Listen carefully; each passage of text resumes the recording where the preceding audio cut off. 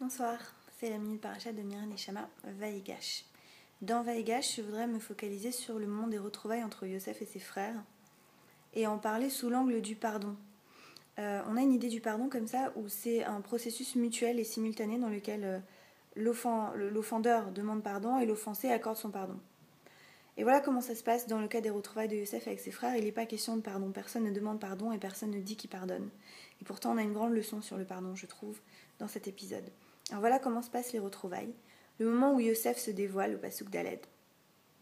Il leur dit Ani Yosef achichem, asher machartem oti mitzrayma. Je suis Yosef, votre frère, que vous avez vendu en Égypte. Donc tout de suite, il annonce la couleur. On sait très bien tous les deux ce que vous avez fait. Vous m'avez vendu en Égypte.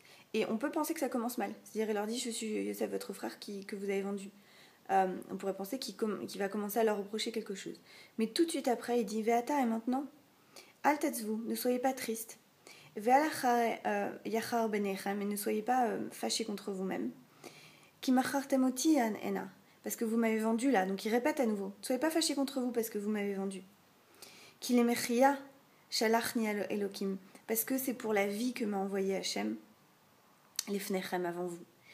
Donc c'est très intéressant parce qu'il leur rappelle 2 fois de suite, dans l'espace d'une même phrase, ce qu'ils lui ont fait.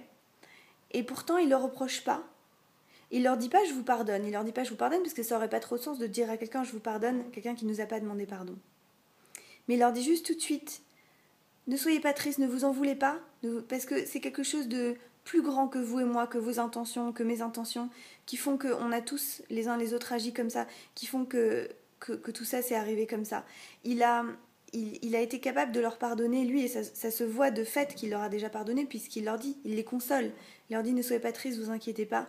C'est quelque chose de beaucoup plus grand, et c'est justement ce qui lui a permis de leur pardonner, c'est parce qu'il a compris le sens beaucoup plus large de toute cette histoire. Et je pense que quand on fait la paix avec ce qu'on a vécu, c'est ça, c'est que souvent on a une vision plus large des événements et on comprend le sens des choses, alors que sur le coup on s'en plaignait. C'est un peu l'expression dans le judaïsme Gamzou Letova, quand il arrive quelque chose, et on dit ça aussi c'est pour le bien, parce qu'on se dit à la fin, au bout d'un certain moment, on verra que tout ça c'était pour le bien, que tout ça c'était, comme on dit en anglais, meant to be, c'était supposé arriver.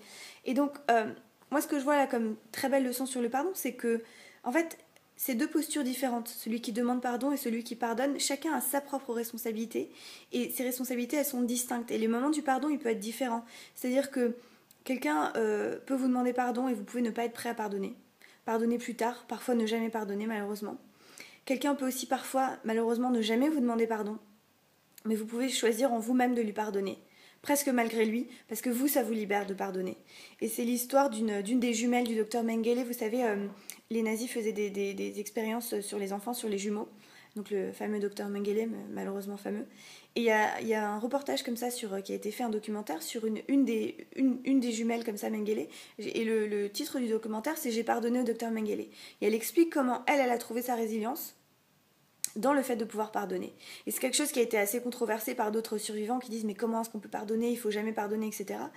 Et ils comprennent pas la différence entre pardonner et cautionner.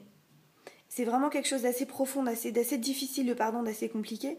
Et ce qui est intéressant, c'est que là, on voit bien que Yosef ne cautionne pas. Il leur répète à 2 reprises, parce que vous m'avez vendu. Il les met face à leurs responsabilités. Et après, c'est à leur histoire à eux de faire leur propre tchouva, leur propre retour et de gérer avec eux-mêmes ce qu'ils ont fait.